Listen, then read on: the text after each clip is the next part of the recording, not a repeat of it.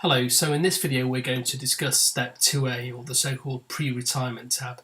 So I'm assuming we've completed step 1, the minimum data set, and we've done our validation step to check that our TRS statements match within £1 or so to the predicted values on the step 2A.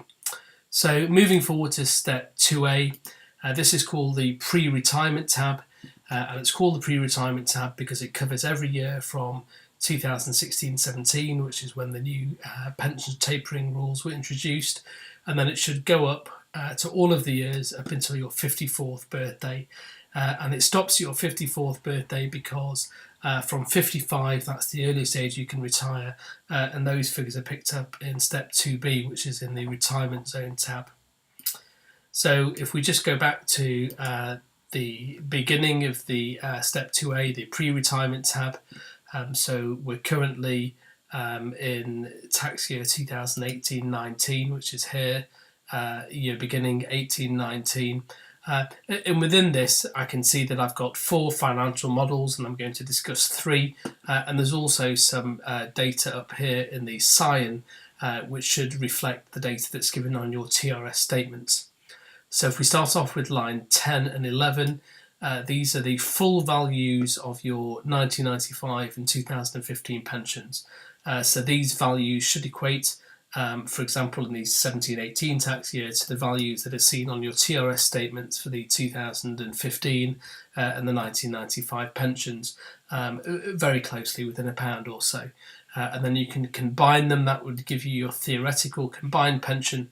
But as I mentioned in your first video, because 95% of us or more are going to retire before state pension age, no one is going to receive the value that's on your TRS statement. We can also see a theoretical value for the lump sum here, but again, the theoretical value for LTA is almost irrelevant because almost everyone is going to take early retirement, and will have an actuarial reduction, so you need to look at whether or not you have an LTA reduction down here in these cells further down. So just going through the 3 models, there are, as per the document, 3 basic ways of paying your annual allowance tax. The most simple, if you can afford to do it, is this model here, which is called self-pay.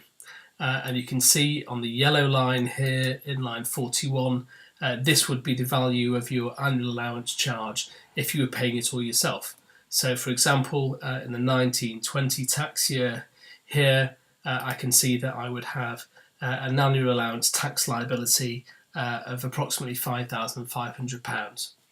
One of the nice things about the model is what I can do now is create another spreadsheet using the same data. So I'm just going to copy the URL here, and I'm going to paste it in here, and these two will be interlinked. So then I can see the effect of changing my core values on this model. So here I've got my model. I'm going to go back to my minimum data set. These two are linked, they're part of the same spreadsheet.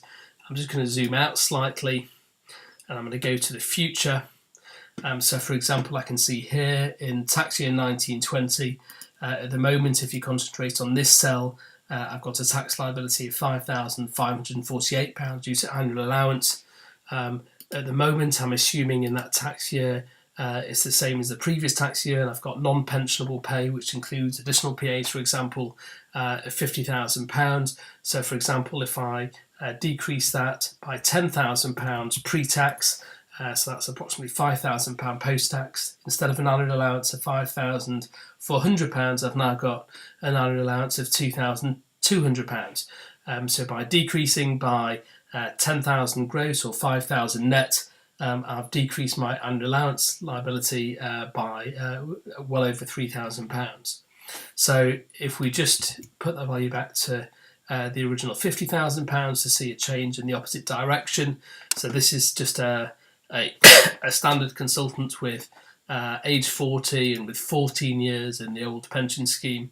So let's say that he was offered in that same 1920 tax year a management position with pensionable pay of £10,000.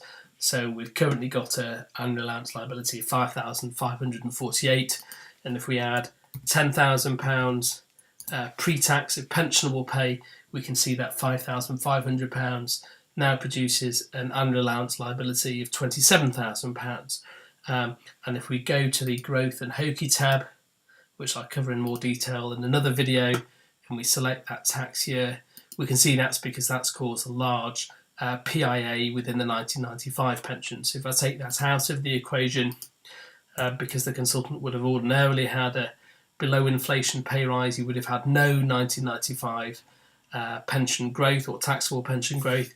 But all of a sudden, if we put just £10,000 of pensionable pay in there, and that £10,000 pensionable pay, of course, is only worth £5,000 or less after tax. But from that after tax amount, he's then got to pay tax on this additional liability of £28,000, which ultimately would lead to a tax bill this year of £27,000. So it would take him at least 5 years of his post-tax income just to pay off that so-called pay rise. So if we just go back to the Step 2A retirement tab, I'm just going to take these changes out of there. So I'm just going to delete that rise of £10,000 and go back to the model. So I've discussed self-pay. So this is the most simple model. It's paying all the tax yourself. The next model, which was based on the pension scheme prior to the current tax year, is so-called scheme pays over the taper only. So prior to 1718, when they introduced a scheme rule change in October of last year, they wouldn't pay any annual allowance liability due to tapering. So for example, if we look here in this year of 21/22, this consultant had a liability due to tapering of £12,500 of tax, and then there was a liability that wasn't due to tapering of £8,000. He could have put that £8,000 within a scheme pays loan, but would have had to self-paid from his tax income that £12,597. So that's the second model. And then the third model, which I'm going to discuss on this tab, is the scheme pays all annual allowance.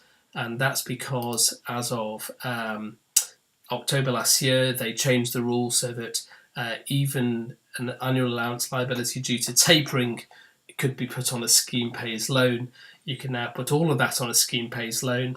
So you can see here the annual allowance bill from self-pay is £0 because this consultant is putting all his annual allowance to within a scheme pays loan. You can see here that this value here, which is the amount that's going onto the loan each year, is the same as the self-pay line because all of it's going on there. But then you can also see that we've got this cumulative value of the loan. So this consultant is currently only 40, and by the time he's 54, he's already got a loan of £332,000, and that's because he's been putting his annual 5-figure tax bill, his annual allowance tax bill on there, and we also need to add in interest, and the interest on the scheme pays loan is calculated at CPI plus the so-called SCAPE interest rate, which is currently 2.4%. So historically, CPI is about 2%, and the SCAPE rate historically is 2.8 or 3%.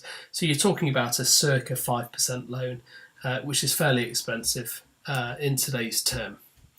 I'm not going to discuss the hokey tab. This is a further financial model, which I'm going to pick up in a subsequent video. But that's a whistle-stop tour of the 2A pre-retirement tax tab. So you can see the effects of all these financial models. I'm just going to very quickly show you here as well. In this dark pink tab, you can see your estimated annual pensions and whether or not they're reduced by lifetime allowance. Again, you can see that this consultant has got no lifetime allowance liability up until 54, but that's something I'm going to discuss in more detail in the subsequent 2B retirement zone view. Thanks.